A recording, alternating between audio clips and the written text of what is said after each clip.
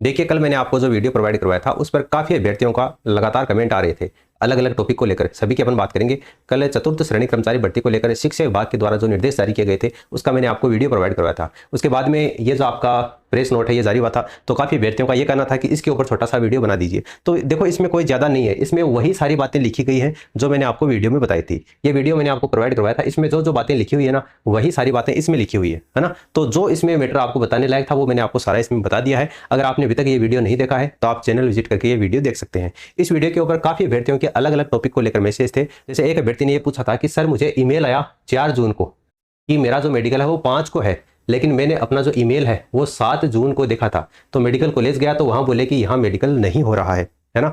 तो देखो, ऐसा तो पॉसिबल नहीं है। अगर आपके पास में मेल आया था तो उसमें आपको एड्रेस भी दिया गया है कि आपका जो मेडिकल है वो कौन से स्थान पर होना प्रस्तावित है। भले ही आप 2 दिन लेट गए, पहली बात तो आपको टाइम पर ये मेल देखना चाहिए। मैंने कल भी आपको कहा था, पहले भी लगातार मैं कह रहा हूँ कि अगर आपका मेडिकल होना प्रस्तावित है तो आपको लगातार अपना मैसेज बॉक्स और अपनी ईमेल आईडी है वो लगातार रोजाना सुबह उठते ही उसको एक बार रिफ्रेश करके देख लिया करो। ठीक है, दिन में ज़्यादा भी नहीं तो कम से कम सुबह उठकर एक बार देख लिया करो, है ना। क्योंकि अगर कोई मेल आई हुई होगी तो आपको उसमें पता चल जाएगा। दूसरी बात यह है कि ये जिस कॉलेज में गया था, तो जो आपका मेडिकल हो रहा है वो शायद कॉलेज में ना होकर के हॉस्पिटल में हो रहा है ना। तो आपके पास में जो मैसेज आता है ना, उसमें लिखा हुआ होता है बकायदा कि आपका मेडिकल है वो कहाँ पर हो रहा है। और अगर अभी आपको पता नहीं है तो हर एक मंडल वाइज, हर एक कैटेगरी वाइज अभ्यर्थियों की लिस्ट है वो जारी की जा चुकी है कि किस अभ्यर्थी का जो मेडिकल है वो कहाँ पर होना है ना। भले ही आपको ये पता ना चले उस लिस्ट में कि आपका मेडिकल कब होगा, लेकिन उसमें हॉस्पिटल का जो नाम है वो दिया हुआ है। तो वहां से आप उस हॉस्पिटल का नाम देख करके बाद में आपका मेडिकल जिस भी डेट को होता है तो उस हॉस्पिटल में जाकर अपना मेडिकल है वो करवा सकते हैं।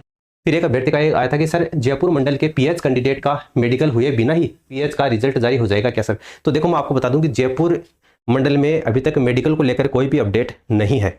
हालांकि जयपुर मंडल में सबसे ज़्यादा कैंडिडेट की संख्या जयपुर मंडल में ही थी। डॉक्यूमेंट्स वेरिफिकेशन करवाने वालों में सबसे ज़्यादा जो संख्या है वो आपकी जयपुर मंडल में ही है, और मेडिकल वाले स्टूडेंट हैं वो भी आपके जयपुर मंडल में ही है। लेकिन कहने का तात्पर्य सीधा सा है कि ये जो अपडेट आया है इसमें ये लिखा गया है कि 16 जून को प्रातः 10 बजे तक अद्यतन जो रिपोर्ट है वो निदेशालय में प्रस्तुत करने के लिए कहा गया है। तो काफ़ी अभ्यर्थी ये आस लगा रहे हैं कि 16 जून के बाद में 5-4 दिन में आपका जो रिजल्ट है वो डिक्लेयर हो सकता है। जैसे 21 जून को ही आपकी नीट की परीक्षा है और 21 जून को ही जो रोजगार मेला है वो होना प्रस्तावित है। तो वैसे भी देखा जाए तो इस रोजगार मेले की जो संभावना है वो बहुत कम लग रही है ना, कि नीट वाले एक दिन रोजगार मेला हो जाए। लेकिन फिर भी अगर होता है तो उसमें आपका जो 4th ग्रेड का जो रिजल्ट है वो निकलने की संभावना बहुत कम प्रतीत होती है। उसके पीछे कारण क्या है वो मैं आपको बताऊंगा। ठीक है, जो आपका इसका रिजल्ट है वो आपका अगस्त में होने वाला जो रोजगार मेला है उसमें आ सकता है, क्योंकि तब तक आपकी जो सारी जो दुविधाएं हैं इस भर्ती को लेकर वो एक एक करके सारी क्लियर होती जाएंगी। ठीक है, तो आपको मैं बता दूं कि जयपुर मंडल को शामिल किए बिना आपका परिणाम जारी नहीं होगा। वैसे आलोक राज जी ने कहा है कि हम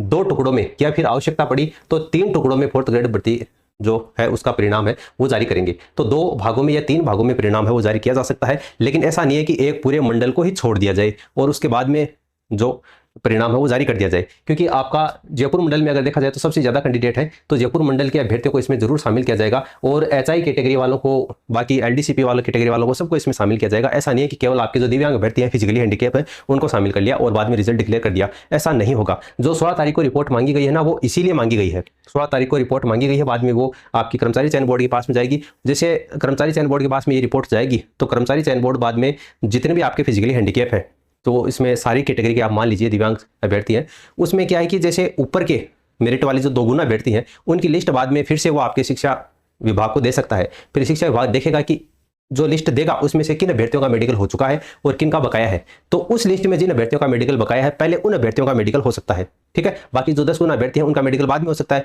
लेकिन टॉप जो 2 गुना अभ्यर्थियों की लिस्ट है ये बोर्ड, कर्मचारी चयन बोर्ड आपके स्कूल शिक्षा विभाग को देगा। तो स्कूल शिक्षा विभाग बाद में देखेगा कि उन्होंने मेडिकल है वो किन का कर लिया है। मानी उस लिस्ट में जिनका हो गया है तब तो ठीक है, जिनका बकाया है पहले उन अभ्यर्थियों का मेडिकल किया जाएगा, बाद में उसका डाटा है वो कर्मचारी चयन बोर्ड के पास में भेजा जाएगा और उसके बाद में सामान्य अभ्यर्थियों के साथ में उन फिजिकली हैंडीकैप जो भी कैंडिडेट हैं सारी कैटेगरी के, उनका रिजल्ट है वो निकाला जा सकता है। तो इस तरीके की प्रोसेस है वो हो सकती है। बाकी देखिए, एक कैंडिडेट ने यह भी मैसेज किया कि जोधपुर मंडल में मेडिकल वेरिफिकेशन का कार्य है वो पूरा हो चुका है। ठीक है, जोधपुर में।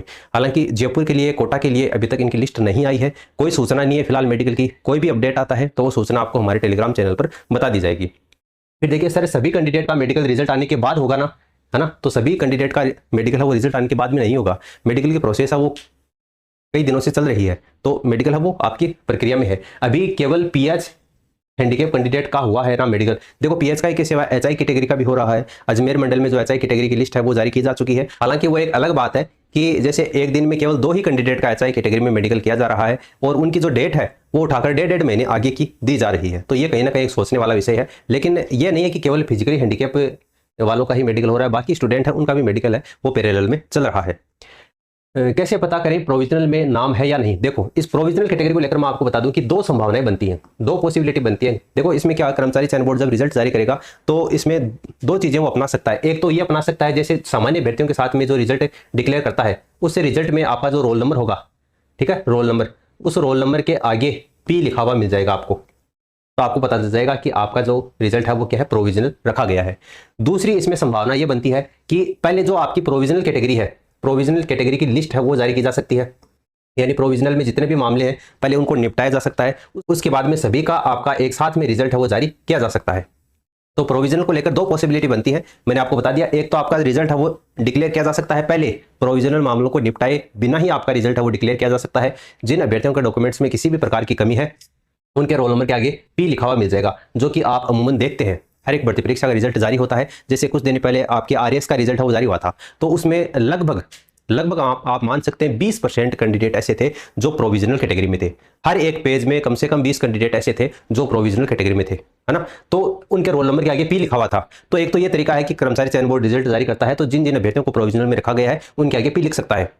वरना यह है कि जैसे रिजल्ट जारी होने से पहले वो प्रोविजनल की एक लिस्ट जारी कर सकता है और उसमें आपके रोल नंबर होंगे और रोल नंबर के साथ में ही आपको जिस कारण से प्रोविजनल कैटेगरी में रखा गया है वो कारण, वो रीजन आपका सामने लिखा हुआ मिल जाएगा और आपको डेट दी जाएगी। जैसे 5 दिन का समय आपको दिया जा सकता है, 7 दिन का समय आपको दिया जा सकता है कि 7 दिन या 5 दिन के अंदर अंदर आपको जो प्रोविजनल वाला मैटर है उसको सही करवाना होगा, ताकि आपका जो परिणाम है वो आपका सामान्य अभ्यर्थियों के साथ में मुख्य सूची में आ जाए। तो एक ये तरीका आपका हो सकता है। दोनों तरीके हैं, दोनों मैंने आपको बता दिए। बाकी इससे रिलेटेड अगर कोई भी अपडेट आएगा तो सूचना आपको प्रोवाइड करवा दी जाएगी। और चतुर्थ श्रेणी कर्मचारी के अंतिम परिणाम को लेकर अपडेट है। देखो, स्थिति अब साफ हो चुकी है, प्रक्रिया जो है वो अंतिम चरण में है। मेडिकल की जो प्रोसेस है वो भी लगभग पूरी होने वाली है। जो भी अधिकांश से टॉप मेरिट वाली जो फिजिकली हैंडीकैप कैंडिडेट है उनकी मेडिकल की प्रक्रिया है वो लगभग पूरी होनी प्रस्तावित है। जैसे कुछ मंडल है, जैसे आपके कोटा मंडल है, भरतपुर मंडल है, इनका जो कार्य है वो प्रगति पर है। और कुछ मंडल जैसे आपका जयपुर मंडल है उसकी लिस्ट है वो अभी तक जारी नहीं की गई है। अजमेर मेडिकल जांच में थोड़ा विलंब हो रहा है, खासतौर से जो एचआई कैटेगरी है उनको लेकर। लेकिन यहाँ भी अब जो प्रोसेस है उसको सही किया जा रहा है। जो कल परसों 6 और 8 जून को मीटिंग हुई थी उसमें संयुक्त निदेशकों को आदेश दिया गया है कि जल्दी आप जो मेडिकल की प्रोसेस है उसको जल्दी किया जाए। और जयपुर मंडल में फिजिकली हैंडीकैप की मेडिकल जांच की लिस्ट आने और सुचारू रूप से प्रक्रिया चलने की अच्छी संभावना है। जल्दी ही लिस्ट जारी कर दी जाएगी और मेडिकल प्रोसेस है उसको जल्दी ही तेज किया जाएगा। कुल मिला के सभी पहलुओं पर ध्यान देने के बाद में ये निष्कर्ष आपका सामने निकलता है कि 4th ग्रेड कर्मचारी भर्ती का जो परिणाम है वो आपके अंतिम चरण में है और आपका जुलाई माह में जारी हो सकता है। और अगर जुलाई माह में जारी नहीं हुआ तो आपका अगस्त माह में आप मानकर चलिए कि अगस्त में आपका जो रिजल्ट है वो जारी हो सकता है।